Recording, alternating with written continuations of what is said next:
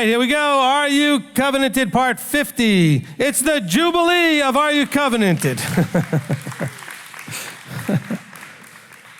Wow, 50 parts. If I hadn't done the heart of the matter previous to this, I would never imagine getting to 50 parts on anything, but this may get close to the heart of the matter in length. We'll see how it goes. All right, because we got Hebrews to go to, and that may take a while, but we'll see. And by the way, I looked ahead at what I'm going to be doing when we get to Hebrews, and I think we're going to fix some really challenging little pieces of the puzzle, like the whole idea of this being a better covenant. Okay, and you are going to love the fix on that, because the Ruach kind of showed me that this morning, and I was like real excited about it. But we're not going to probably get to that for at least a week, so, just letting you know. All right, Are You Covenanted, part 50. Here we go. Yes, you guys made it louder the first time. Okay. And this is the Jubilee, so to speak, of our teaching. We're going to be in Romans. We're going to hopefully finish Romans today. And we're going to start in chapter 11. But it needs a little bit of a setup coming back earlier on in the chapter, okay? So we're really almost to the end of the chapter, but I want to just do a quick reset. And actually, I'd like us to even go back to chapter 10 just for a second. In chapter 10 and verse 17, I got a few things in my notes that needed to be clarified. It says, so then belief comes by hearing, and hearing by the word of Elohim. And actually, in some translations, it says the word of Christ or the word of Messiah. So if you put the word anointing there, because that's what the word Messiah or Christ means, or anointed one. So you could read that where it says, so then belief comes by hearing, and hearing by the anointed one. In other words, that could be Messiah himself. That could even be the anointed teacher, prophet, or whatever role that is that Paul talks about in Ephesians in the fivefold ministry. So that's another thing about, or another emphasis, that's not the right word either. There's more proof, how's that? That you don't necessarily have a case to do this on your own. This is more proof that you're supposed to have an anointed one or someone there to teach you. Because he's trying to give you the path of how this works. It says, verse 15, how can they proclaim if they are not sent? Actually, back to 14. How then shall they call on him in whom they've not believed? How they should believe in him who they've not heard? How shall they hear without one proclaiming? So we know this isn't just talking about Yeshua here. By the time we get to 17, he's talking about anointed people, apostles, people being sent out. And then how shall they proclaim if they're not sent? As it's been written, how pleasant are the feet of those who bring the good news of peace, who bring the good news of the good. However, not all obeyed the good news, for Yeshayahu says, Yahweh, who has believed our report. So then believing comes by hearing, and hearing by the word of an anointed one. Ooh, that messes with a bunch of stuff.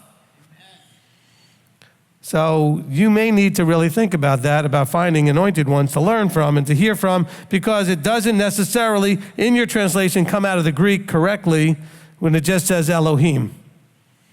Because if you go to a lot of the translations, it does not say that. It says Messiah or Christ, depending on, like a King James or some other thing. And if you look at the Greek word, it's talking about an anointed one. And underneath the Hebrew, Messiah or Mashiach simply means anointed one.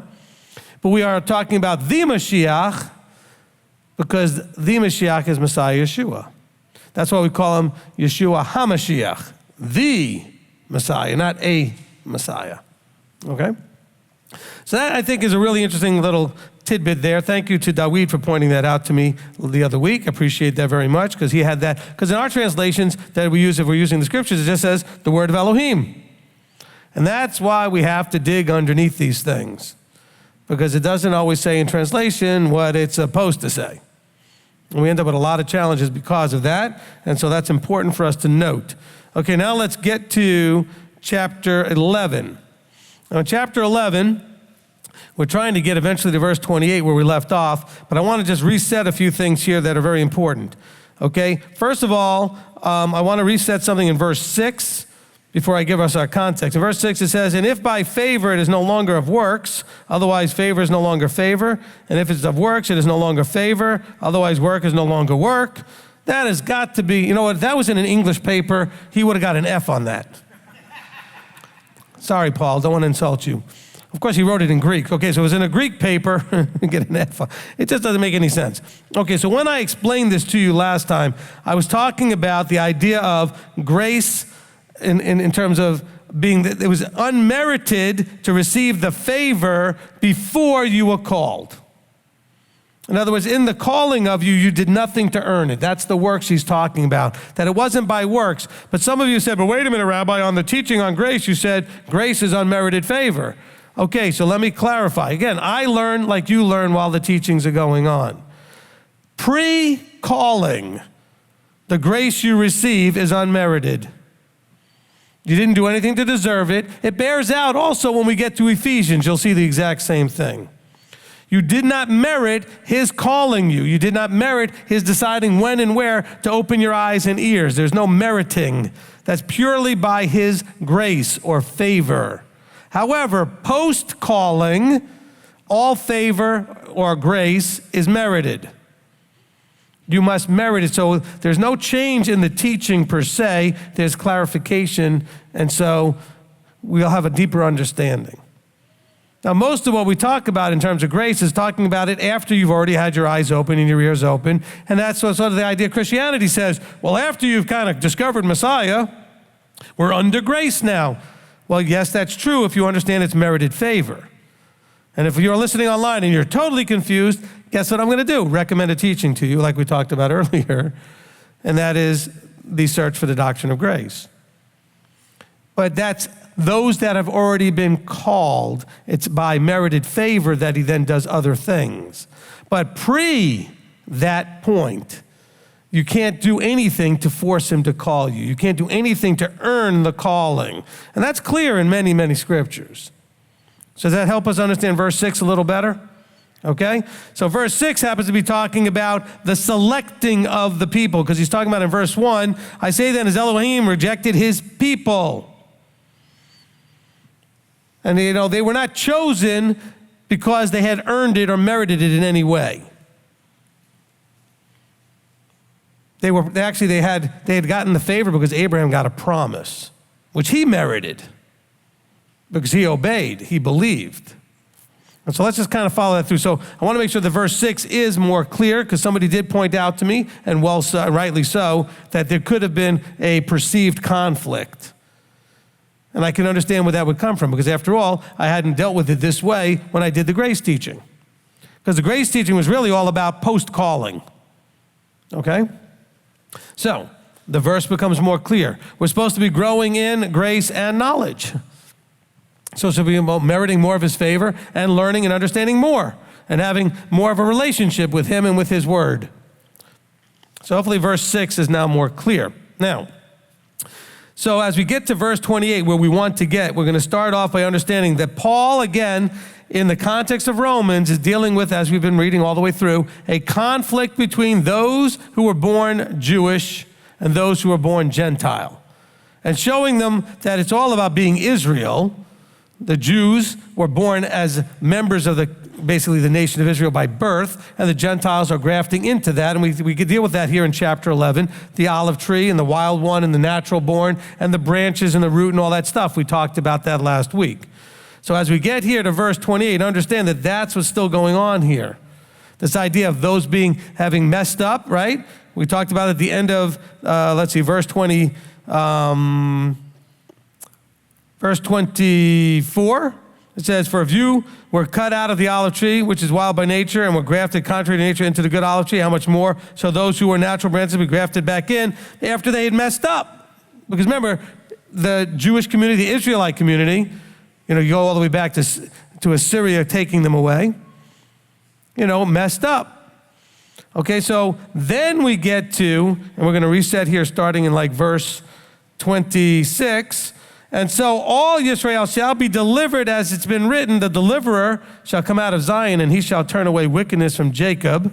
Now that verse is quoting there from Isaiah let me finish verse 27. And this is my covenant with them when I take away their sins. This is from Isaiah chapter 59. Let's just go there for a second. Hold your place in Romans. Okay, Isaiah chapter 59. And it's going to be verse 20 and 21. Now hold your place in Isaiah. Let me read it again from Paul's writing here. He says, the deliverer shall come out of Zion, and he shall turn away wickedness from Jacob, and this is my covenant with them when I take away their sins. Now it reads like this in Isaiah, and the Redeemer shall come to Zion and to those turning from transgression in Jacob. Okay, so now Paul's not miswording it, and he says, and he shall turn away wickedness. Well, he's going to inspire through circumstances and consequences Jacob to turn from transgression. Okay, that's the key, is that a lot of times we want to read this through a Christianized mindset that he's going to do all these things. Well, he's going to do things to cause you to make choices. And then it continues back in Isaiah, verse 21, as for me, this is my covenant with them, says Yahweh. My spirit that is upon you and my words that I put in your mouth shall not be withdrawn from your mouth, nor from the mouth of your descendants, nor from the mouth of your descendants' descendants, says Yahweh, from this time and forever.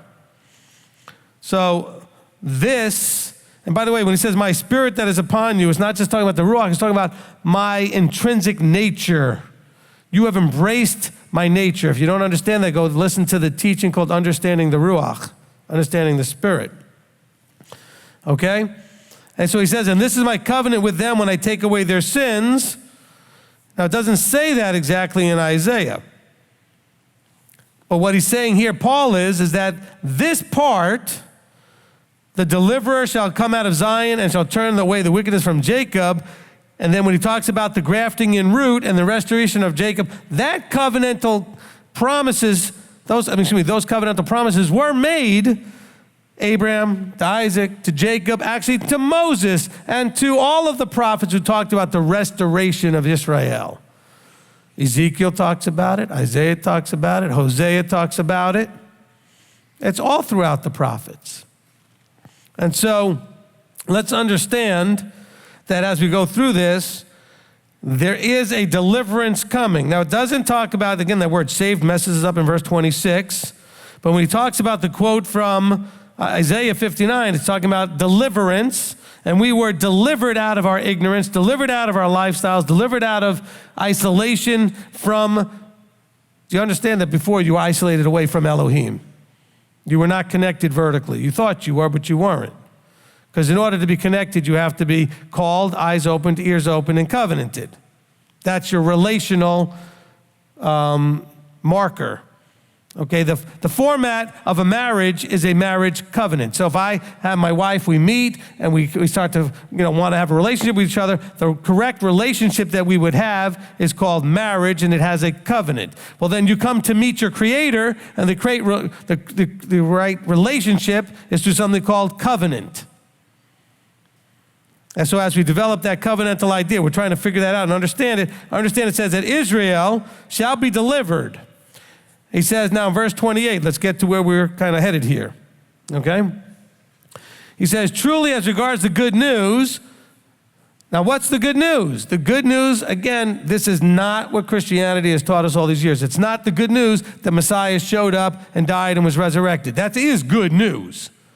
He's referring to the good news that refers to everything that's been going on in the book of Romans up to this point, which is the restoration of Israel, and then also the coming in of the Goyim, of the Gentiles. He says, truly as regards this good news, they, the Jewish community, were enemies for your sake, but concerning the choice, they are beloved for the sake of the fathers. Okay, in other words, they were enemies. In other words, they had messed up. And by enemies, they weren't enemies of you, the people, necessarily. When you were in transgression of the law, when you were in sin, you were at enmity, or your enemies, to the Creator. And because of that relationship, they were cast aside temporarily for a period of time to do what? He said, to allow for the coming in of the Gentiles. But he's saying, don't get all excited, don't get all boastful about the fact that they messed it up. He said, they are beloved for the sake of the fathers. He says, I love my people, I love my children, I will restore them. Those who were called Lo Ami, not my people, will be called the living children of living Elohim. So we know that in Hosea. And he says here, For the gifts and the calling of Elohim are not to be repented of. For as you also at one time disobeyed Elohim, but now have obtained compassion through their disobedience, so also these have now disobeyed, that through compassion shown you, they also might obtain compassion. So it's all about eventually getting that compassion. Remember, they were also called lo ruchama, no compassion, no mercy. But they would then have compassion poured out on them. For Elohim has shut them all up to disobedience in order to have compassion on all. So he's trying to say, look, stop being all boastful because you're Gentiles and the Jews had messed it up. Stop being all boastful because you're Jewish and you're born into it and the Gentiles were all walking around doing all kinds of dumb things. You're both guilty. Nobody has a great leg to stand on here. But you're also both able to come in and graft together and be equal in Elohim. So there is no hierarchy by birthright. There's no hierarchy by, well, they blew it, we're better, blah, blah, blah. There's no hierarchy here. We're all children of Israel. If you choose to be. Not about birth, but if you choose to be. So notice he's saying it again. For Elohim has set them all up to disobedience in order to have compassion on all of you. So all of you just shut up. Knock it off. The depths of the riches and wisdom and knowledge of Elohim, how unsearchable his judgments and untraceable his ways. He's saying, look, none of you could have thought of this plan. None of you could have understood and pictured it playing out the way it did. Nobody understood when Rehoboam wanted to go up to Jeroboam and Yahweh said, this is of me. And they're all like, what do you mean? Why would you want us to be split? Because I see the end from the beginning and it's going to serve my purposes. And Paul's saying, look, you guys have not gotten it. You're fighting with each other instead of embracing that because of what you both did. Everybody gets compassion eventually, and it all comes together into one. But yet everybody wants to boast. This is, there's a disease that's gone through from the beginning of the book all the way to now called self-righteousness. And in self-righteousness, we tend to look at ourselves above others. I'm more righteous than you because. I'm more righteous because I was born Jewish. I'm more righteous because you Jews blew it and he called me a Gentile. Every side's got their I'm more because of. I'm better, I'm above, I'm special. Christianity loves to promote the idea that the Ruach itself, none of these people had it till Acts chapter 2. Because after all, that makes them special. We're special because you just randomly had the dumb luck to be born after he was resurrected. So what, everybody's just out of luck because they happened to be born before he was resurrected? So all those billions of people that lived, sorry, great you had a life, great you tried to obey Torah and do all these other things, but it was useless because the Ruach wasn't poured out yet. But it was. But it was. Even, we just read in Isaiah, he said, I'm going to take my spirit that I have on you, that spirit, and pour it onto your generations to come, your children and your children's children, etc., forever. There will always be those. Like the Joshuas and the Calebs, the small remnant piece that was going to have the heart to embrace his intrinsic nature. That's the key, is having the heart. Not just the will, but the heart to do it. A lot of people have the will, but they don't have the heart for it. They're interested, and they talk real good talk and everything, but they don't have the heart to really do it. And that's really the problem. So continuing here, he says, the depths of the riches and wisdom and knowledge of Elohim, how unsearchable his judgments and untraceable his ways. For who has known the mind of Yahweh, or who has become his counselor? Do any of you make this big mistake and think you know better and try to set him up and try to say, well, this is the way it should be, Yahweh? See, you guys are probably smart enough never to do that in that wording. But when you take what he says and you try to remold it into your convenience, not your image, your convenience, aren't you being his counselor? When you say things like, well, he knows my heart, that's like you're like saying, well, he should just allow me to do this thing even though it's wrong because after all, I think he should. I mean, it's really what you're saying. Since I think he should, he should. We're not his counselor. Or who first gave to him and it shall be given back to him.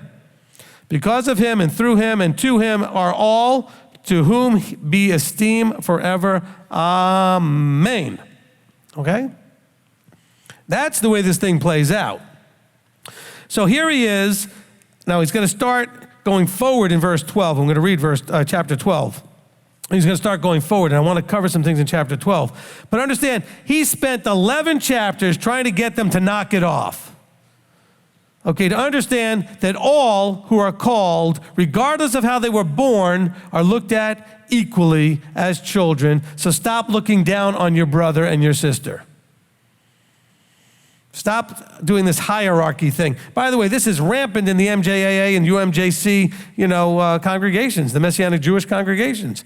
Those that are born Jewish are always looked at as a sort of tiered hierarchy above the Gentile. It's like one of the old books out there. I think it was An Animal Farm, which is a political book where it says all animals are created equal, but just some are more equal than others. It was a political statement using animals as a metaphor. But that's kind of what the body's like. Well, all members of the body are equal, but just some are more equal than others. There is no hierarchy in the body. There's a hierarchy in the structure of Elohim. There's the Father, there's the Son, and then there's the body. But inside of the body, there's no hierarchy as far as you being better or whatever. Now, there's an authority structure for getting things done, but you're all equal. I am not above any of you. You are not above me. It doesn't matter because I'm the teacher. It doesn't matter if someone's the prophet. It doesn't matter if they're the evangelist or the prophet. You are all looked at equally in status to him. Now, you may have a role that's different. We see that happening in the Torah portions where Korach had a problem with his role because he perceived that somehow there was an equality problem between him and Aaron.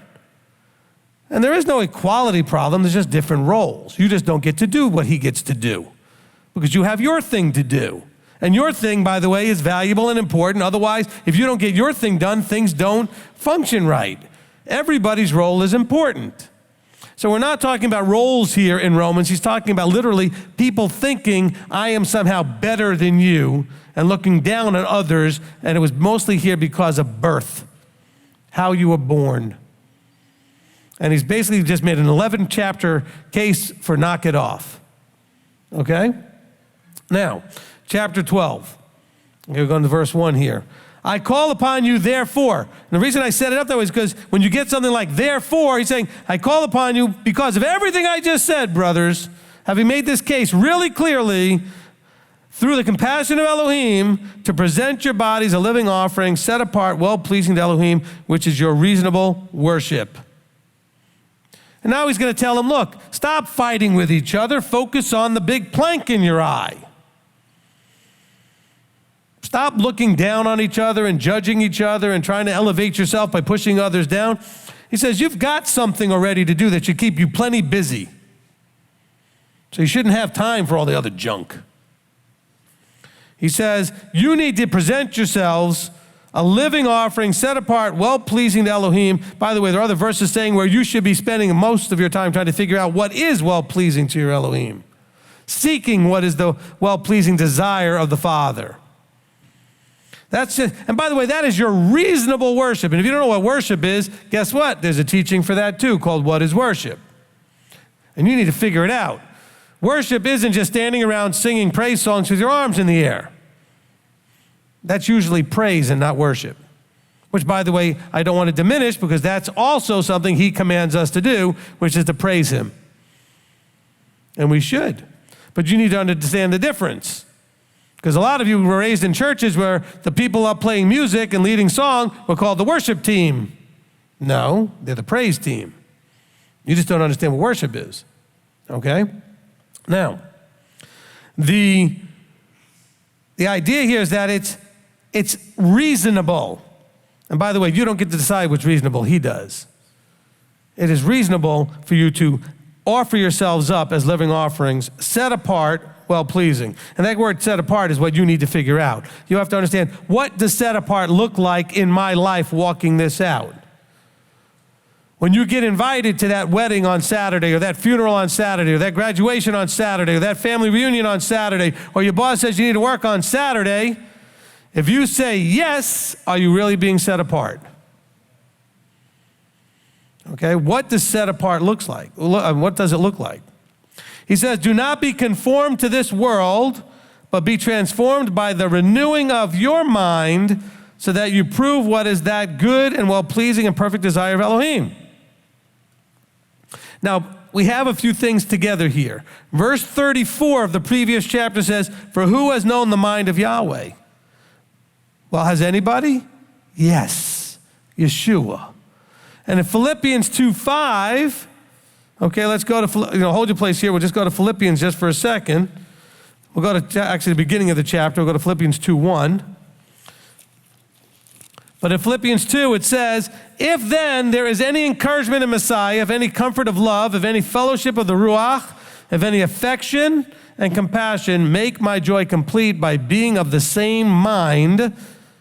Now, it doesn't want us just to all agree with each other. He's going to explain this. Being of the same mind, having the same love, one in being and of purpose, doing none at all through selfishness or self-conceit. That's exactly what's happening up in the Roman letter here. But in humility, considering others better than yourselves, each one should look out not only for his own interest, but also the interest of others. For let this mind be in you, which was also in Messiah Yeshua. That's the mind he's talking about in Romans also. He says, listen to this is what your mind should look like. He says, who being in the form of Elohim, did not regard equality with Elohim a matter to be grasped, but emptied himself, taking on the form of a servant and came to be in the likeness of men.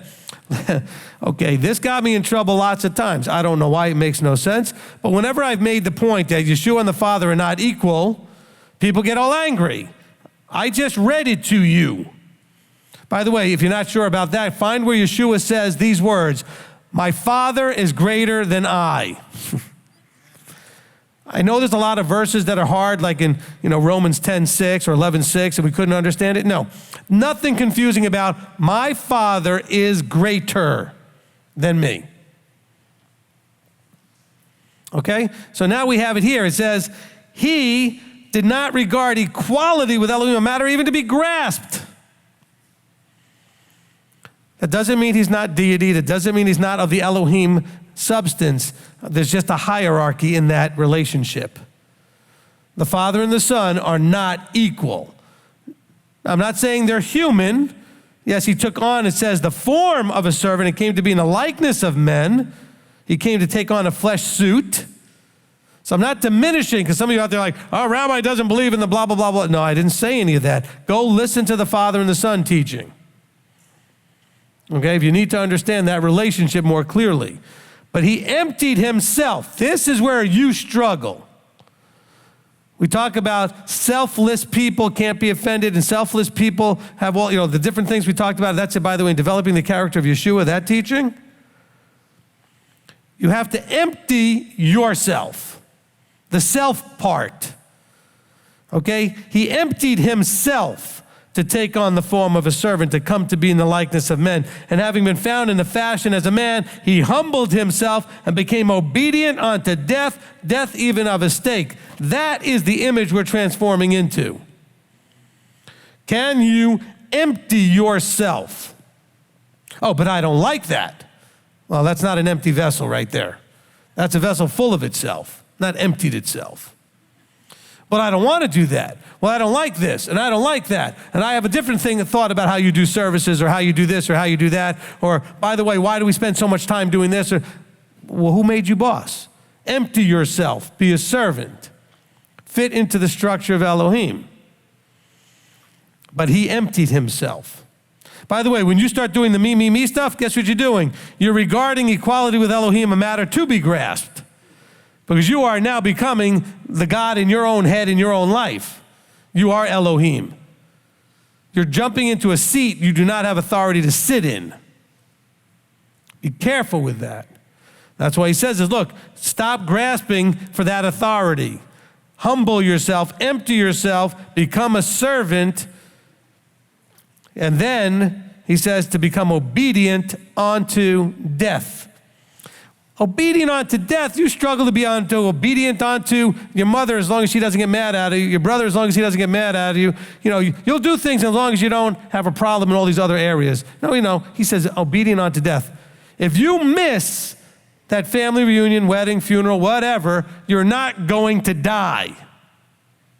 Some relationships might, but you're not going to die.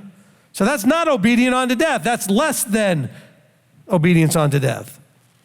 And you're supposed to be obedient unto the highest level, which is obedient unto death.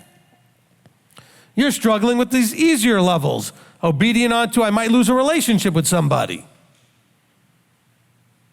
I may lose my job. You struggle with obedience unto those situations.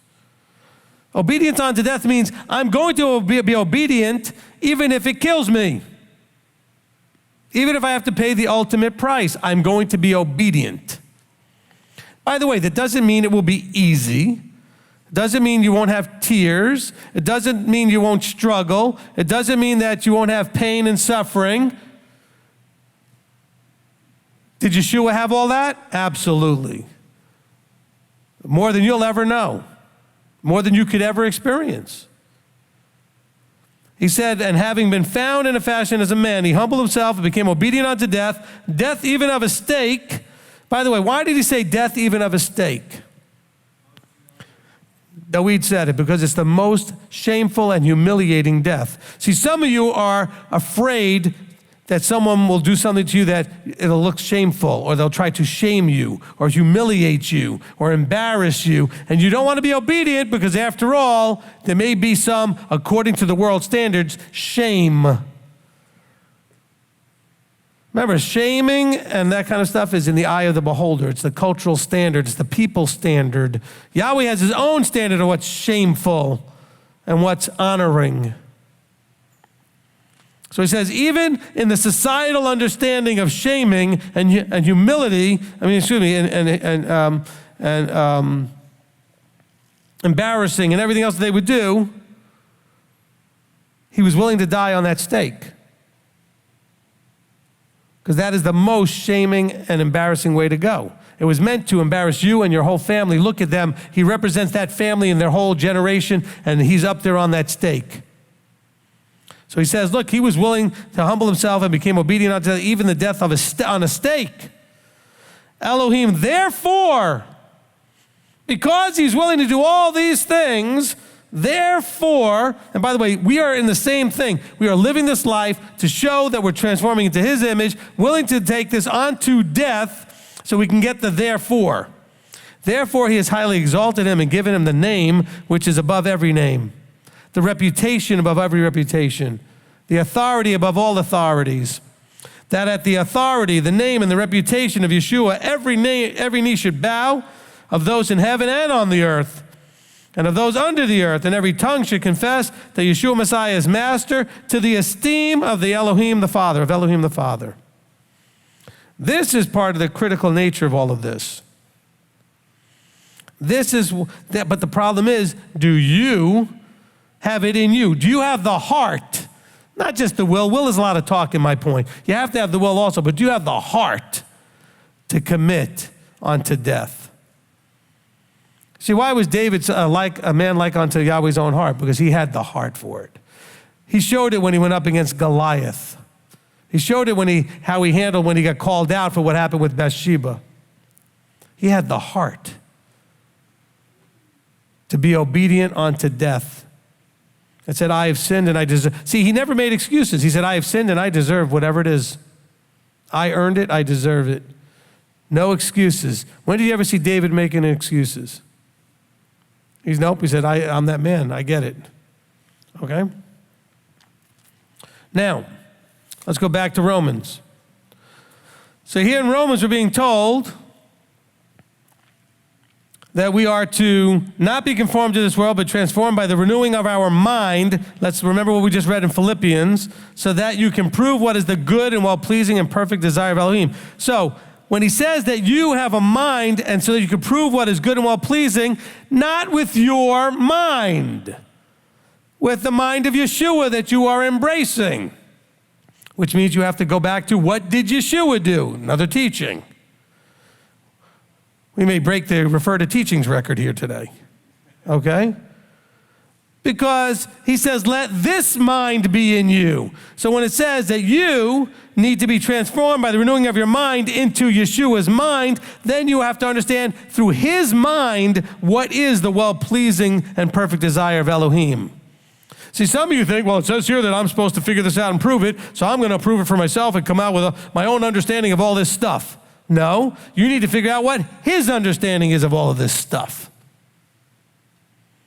For I say, through the favor which has been given to me, to everyone who is among you, not to think of himself more highly than he should think, but to think soberly, as Elohim has given to each a measure of belief. See, now, right after this whole mind thing, he's reminding you, don't start thinking you're so smart figuring it out. You need to figure out what's already been figured out by Messiah Yeshua. He gives you structure. He gives you, go back to chapter 10 and verse 17, where he says that you have belief comes by hearing, hearing by the word of anointed ones.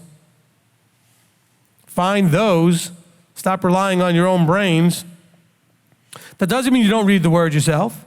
That doesn't mean you don't study yourself. That means that you still need to have somebody to tell you whether or not you're going left or right, or if you're staying straight on the path.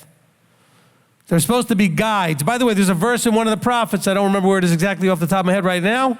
Okay, but I know it's on the left page on the upper left-hand corner, but that's okay.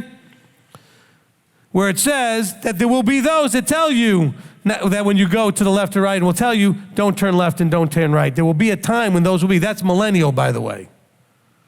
It's talking about a time when that will be there. But there's also people now that you can embrace that can help you to understand not to turn left and not to turn right, but to stay straight. Now, continuing here, and he goes, look, for I say through the favor which is given to me, to everyone who is among you, don't think of yourself more highly than you should, but think soberly.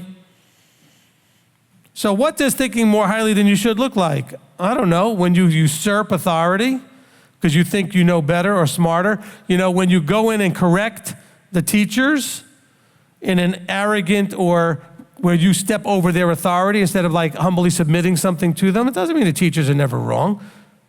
But there's a right way to be soberly bringing that information across. Ladies, you could do that with your husband sometimes. Children can do it with the parents sometimes, where you do not show that you're respecting the authority structure when you come with information. There's a right way to do it that shows humility. All right?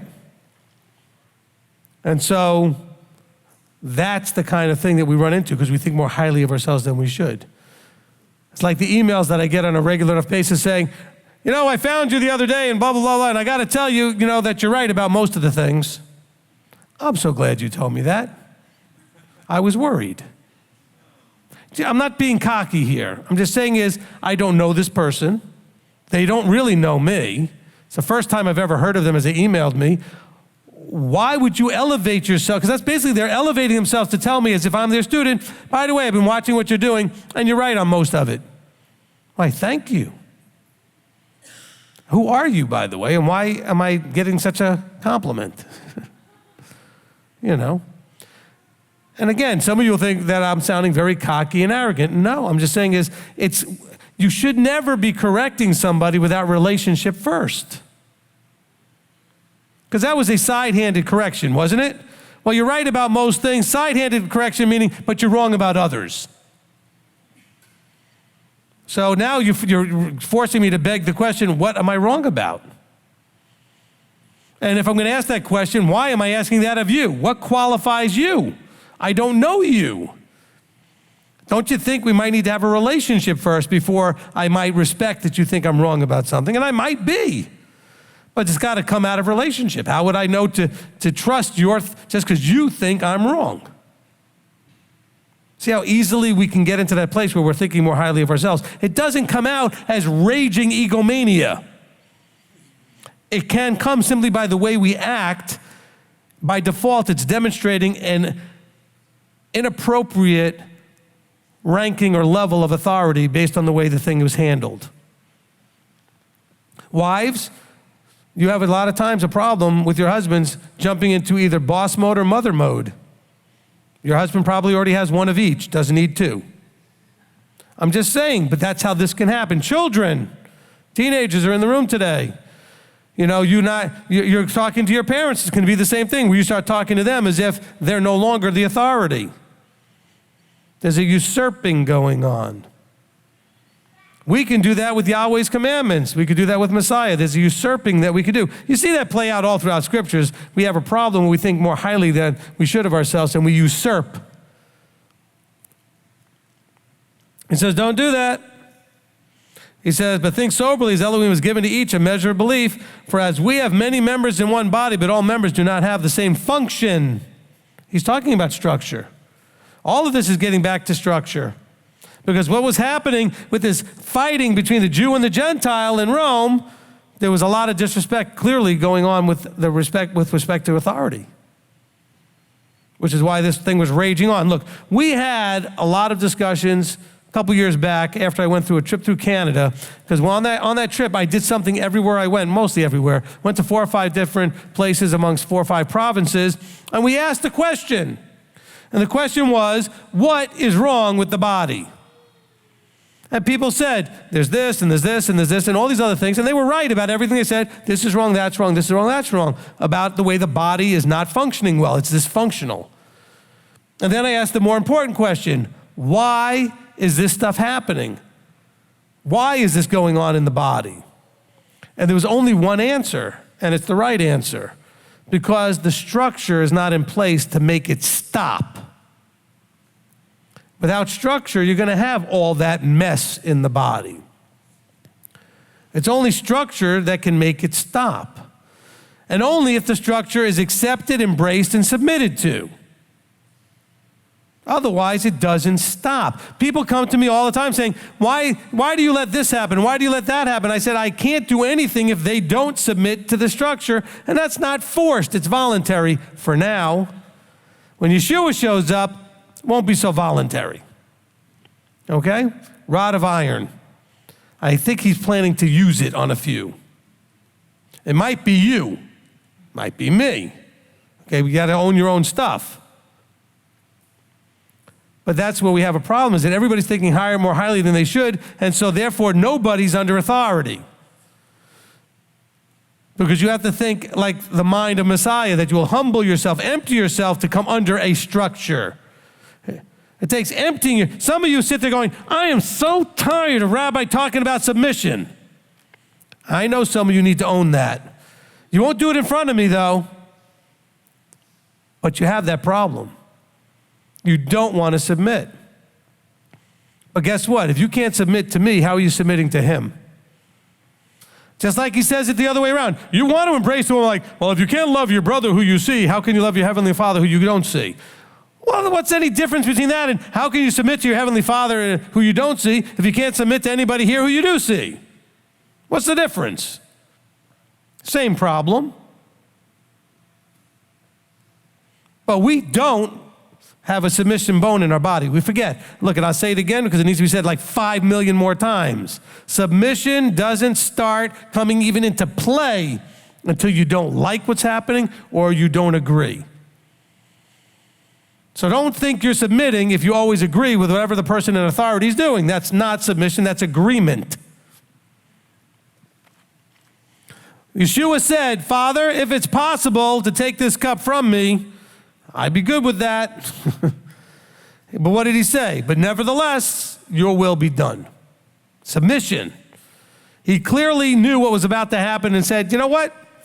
Now that I've been in this flesh suit a while, I'm not really looking forward to this. Is there any other way to do this? But nevertheless, your will be done.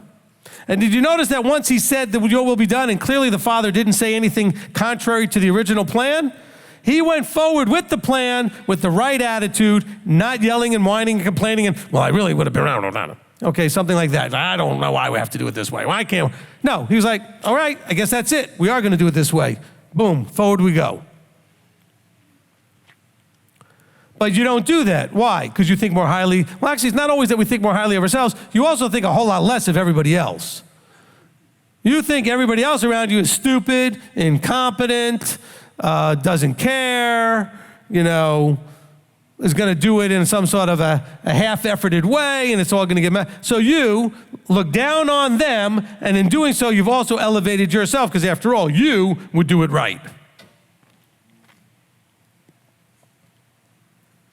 And so you usurp. And we jump into places we don't belong authority-wise. Look, if you're still not keeping the commandments fully, as he says it, you are still thinking too highly of yourself. You are still struggling to empty yourself. You're still struggling with submission to his authority. If you even have a thought in your head to go to work on a Saturday when the boss says so, a thought in your head to go to that wedding or funeral, a thought in your head to do whatever it is you shouldn't be doing, you have not emptied yourself. And you have not fully embraced emunah, the trusting, the belief in what he says is going to be right and play out right ultimately. But, oh, no, that's what the goats do. Okay, you a sheep or a goat? But, Rabbi, you don't understand. No, you don't understand. You're showing a lack of understanding. What understanding? Of the unfathomable, unsearchable judgments of Elohim. You don't understand. Now, it's not like you don't understand what you should do. You just don't understand why it will play out okay, why it's the right thing to do, why ultimately this will benefit you, because you can't see it. But we're told to walk by faith, not by sight. So what if you can't see it? But you know who said it. Either you fully embrace him as your creator and trust him fully with every aspect of your life, or you don't. By the way, all of this wraps back into the idea we're talking about covenant. The covenant was, I will speak and you will trust with all of your being that doing what I say will bring all these blessings. Isn't that exactly what the covenant is? And so this is why it's part of the Are You Covenant? We are struggling mightily to embrace our part in the covenant, to empty ourselves and fully trust him. And so we don't. Why? Because we don't empty ourselves fully. We empty ourselves a little, maybe even a lot. A little bit of poison in your drink still going to kill you. I don't need to pour the whole bottle in there. But you think, well, I got rid of most of it. Okay, good. You get a smiley face sticker. It's not going to help you with anything else. It'll make you feel all proud of yourself. Because why do we give kids a smiley face sticker? Well, we're trying to make them feel good. Yahweh's not really concerned about you feeling good but doing it your way and everything else. He wants you to be good and arrive in a place where all things will always be good, and then you'll really feel good. But you want to feel good now. Yeshua says, no, you got to empty yourselves up unto death, even be obedient. Be obedient unto death. That's the covenant. We struggle, though. He says, for as we have many members in one body, but all members don't have the same function, so we, the many, are one body in Messiah, and the members each one of one another, and members each one of one another. Now having different gifts according to the favor which has been given to us, let us use them accordingly. If prophecy, according to the portion of belief. If serving, in the serving. Or he who is teaching, in the teaching. Or he who encourages, encouragement. Or he who is sharing, in sincerity. He who is leading, in diligence. And who shows compassion, joyously. By the way, you notice that in here, these are not quote-unquote spiritual gifts. These are just anointed gifts and talents of functions that you can do. This is not about, now, yes, there is prophecy and teaching in there, but what about the rest of it? It doesn't mention tongues. It doesn't mention all this other, like having a word of knowledge and a word of this and a word of that and all this other Christianese nonsense. You have gifts and talents, the body. Some of you are great listeners. And man, I praise Yah every day for you because there are people out here that need to talk. No, they do. They need to get stuff out. I'm not trying to be insulting. There are people that need to process while their mouth is moving. That's how they process. They have to get it out. And guess what? If they don't have a good listener, it's not going to help. And some of you are doing a great service because you're great listeners. I'm lousy at it. It's not my gift. I'm glad somebody else has it, though, because it's needed. There are those who are, you guys, some of you out there are great encouragers. I'm trying to be better at that, but there are others of you that are awesome at it. You're great encouragers. By the way, he lists these not in any hierarchy, but the guys who are doing the encouraging are just as important as the people doing the prophecy. Just as important as the people serving, as the people teaching. Why do we always want to look at things in sort of a hierarchy? You know why? Because we have a little bit of Korach in us. Yeah, I know I'm good at this listening thing or this serving thing, but I want to be the teacher. It doesn't matter what you want. He hasn't given you that talent. If you had the talent, you'd be doing it. You do what you're gifted in.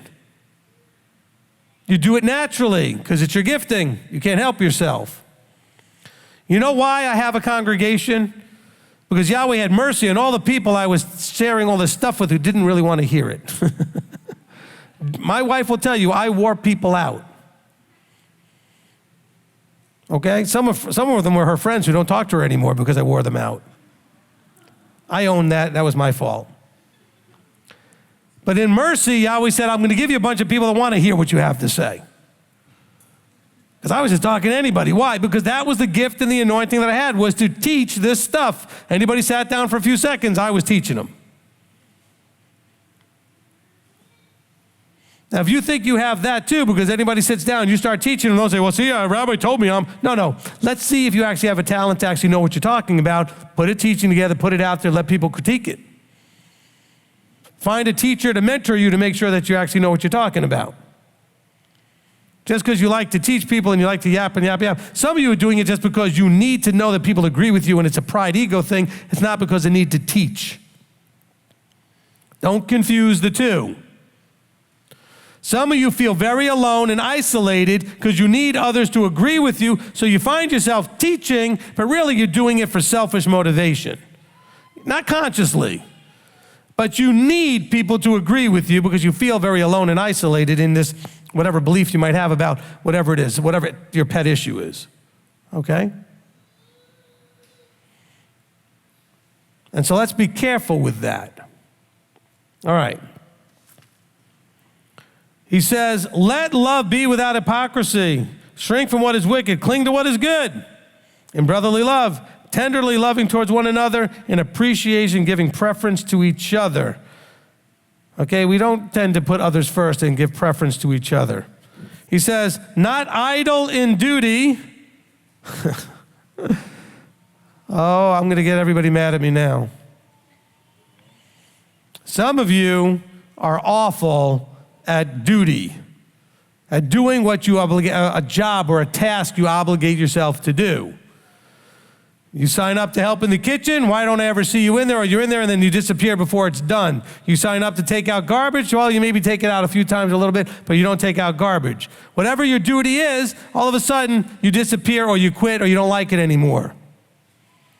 If you're in the body, you should be doing something unless you have a physical handicap and can't do. And there are those of you that can't. And you know what's funny? The ones who can't are the ones who want to do it the most, and a shame on all the rest of you who can, who just don't want to do it. Really, you know what we should do? I should have you all assigned to stuff, and then you just do whatever you're assigned to, like with Korach. And whether you like it or not, that's your task. Why don't you just embrace it for right now? It's a volunteer thing. So pick something that you like to do, or pick something you don't like to do to stretch yourself. And by the way, if you're doing something that's not working out, don't just quit and go back to the room and socialize. Then volunteer to do something else. He says here, some of you are idle. I know you're home starving for fellowship and you show up here once a week and all you want to do is talk. Fine, there's time for that. But don't forget, everybody should be looking for an opportunity to do something. Why is it that we always have to beg people to do stuff? Not all of you. Some of you are really diligent. But there's a bunch of you that are idle. And you know who you are. And we never see you doing anything. And we know who you are. Don't think we don't notice that you never do something, some of you. That we've never seen you do whatever. Or that you did it for a little while and then we haven't seen you again for months. By the way, I'm not offended by this. I know it may come across strong and everything. I'm trying to tell you that this is what he's encouraging us to do. He says that don't be a hypocrite. He says, it's love, by the way, to volunteer and to serve.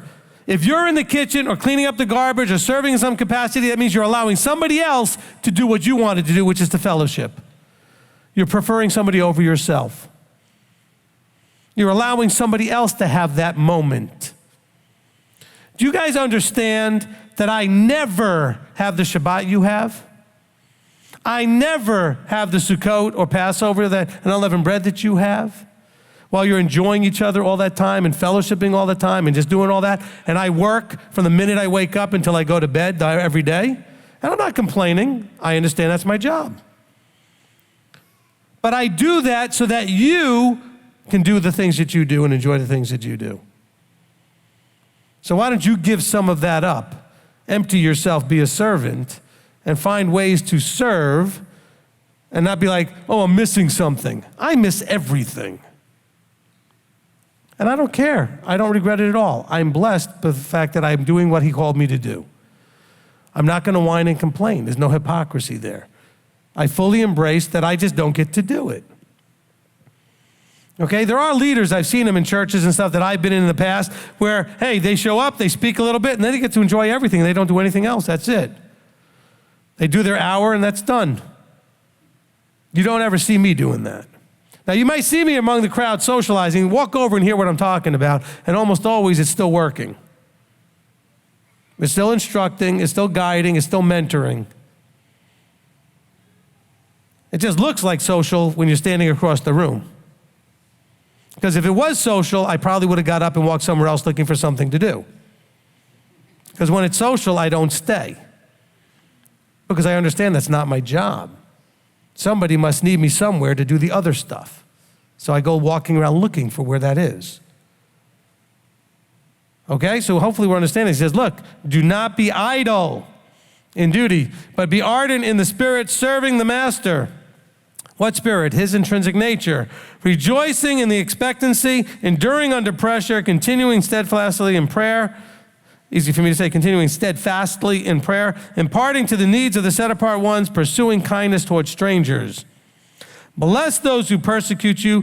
Bless and do not curse. Oh my goodness, the whining this body does. Well, blah, blah, blah is talking about me and they don't like me and they're persecuting me. Really? Bless them. Forgive them, Father. They don't know what they're doing. Problem is, I want to say, forgive them, Father. You guys don't know what you're doing, whining and complaining about it. But I didn't deserve what they did to me. Even more reason to bless them. He says, pray for those who wrongly do stuff to you that you didn't deserve.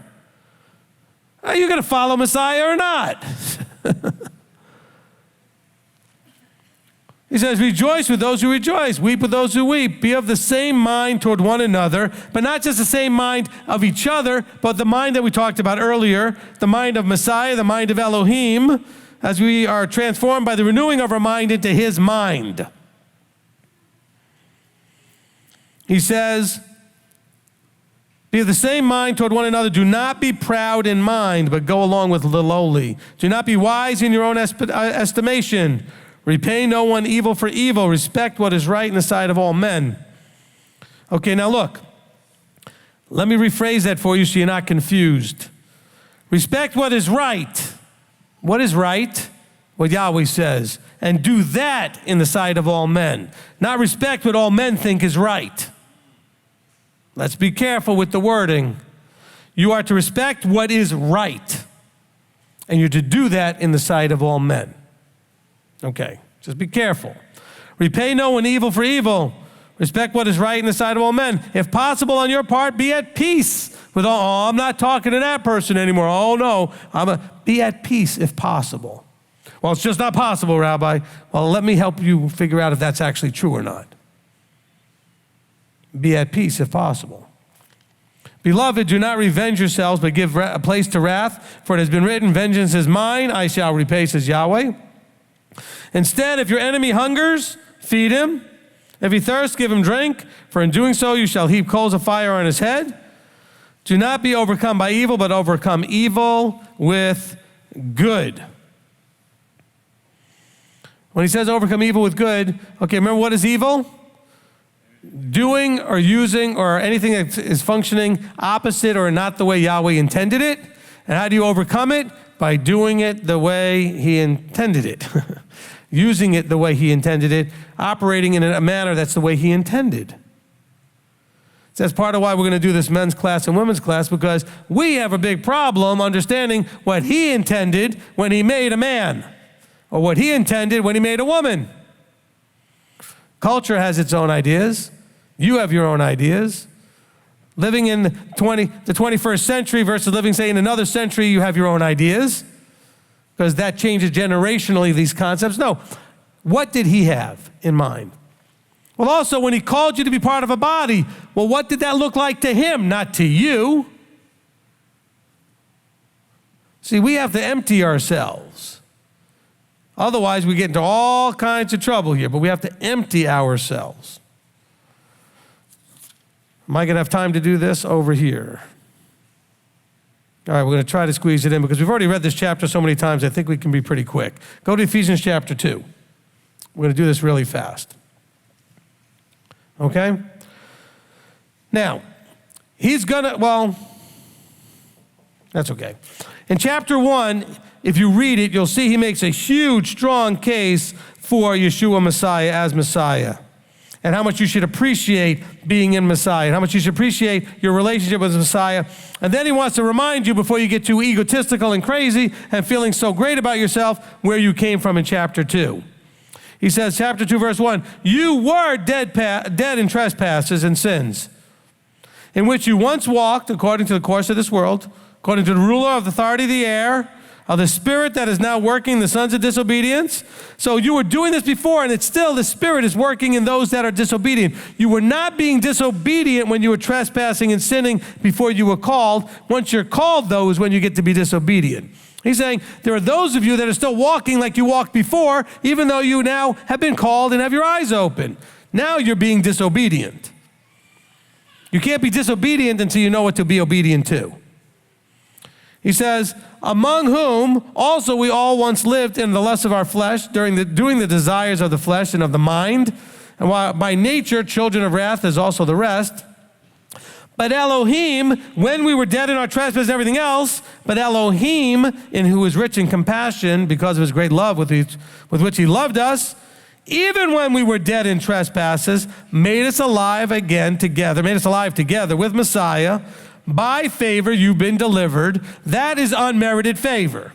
I may have taught it differently in the grace teaching. I apologize, because I didn't have at that point, see, this is progressive revelation, the understanding of before calling and after calling.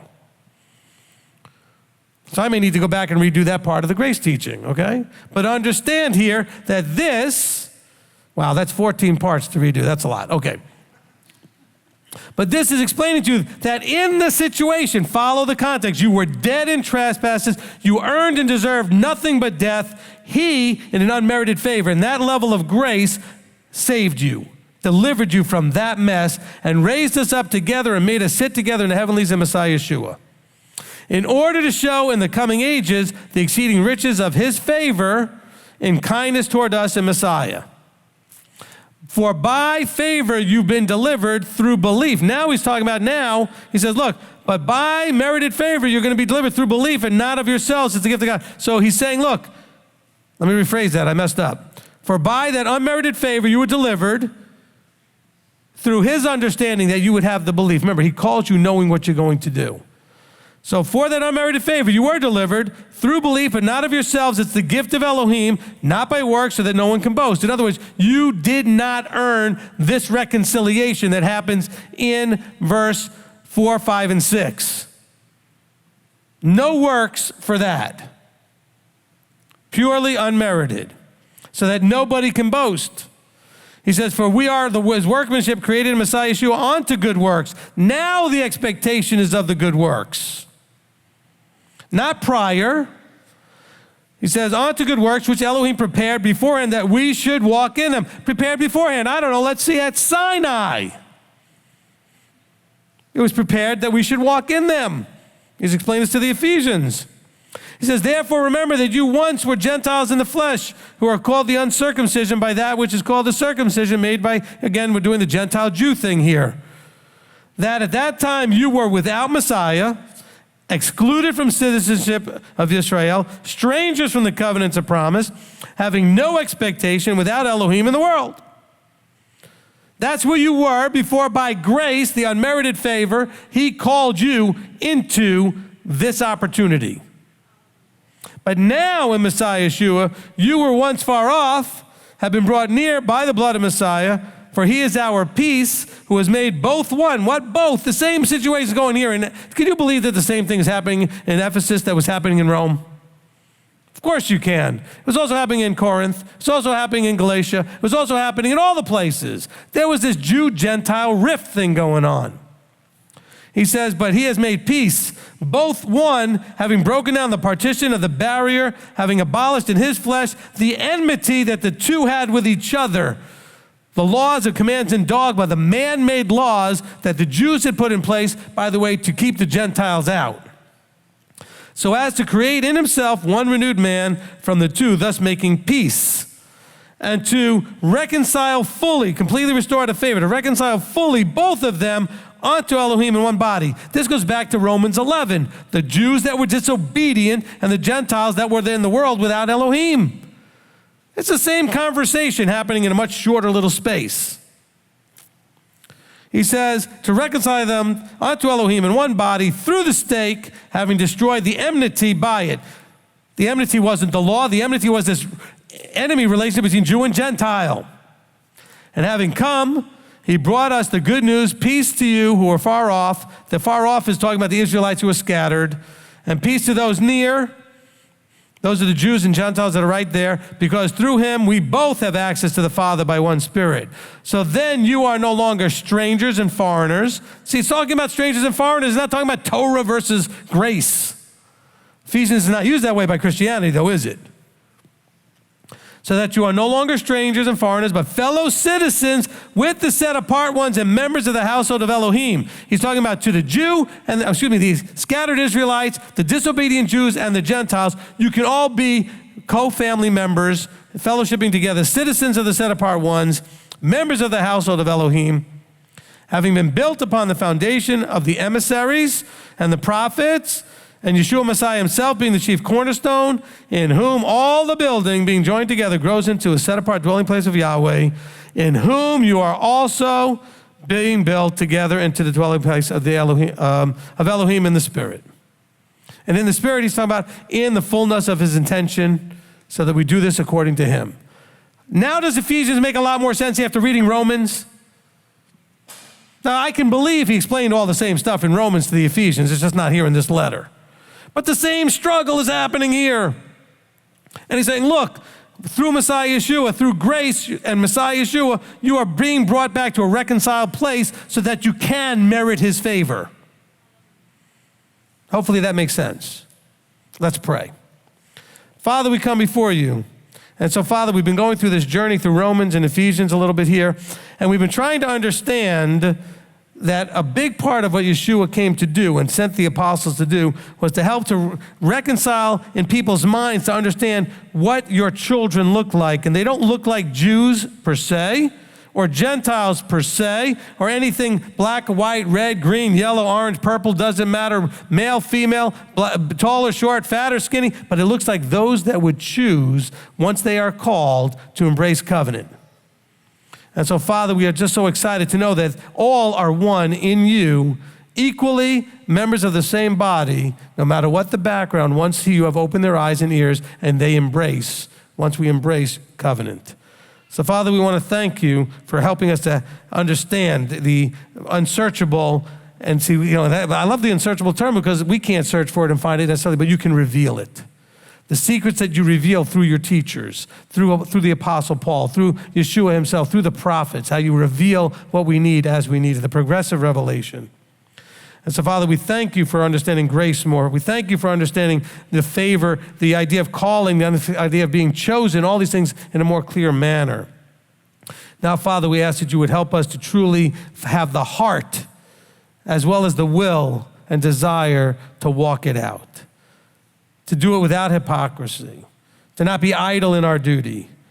And not just our duty here when we talked about some secular, more members of the body, things like kitchens and cleaning up, but more our duty as members of a body.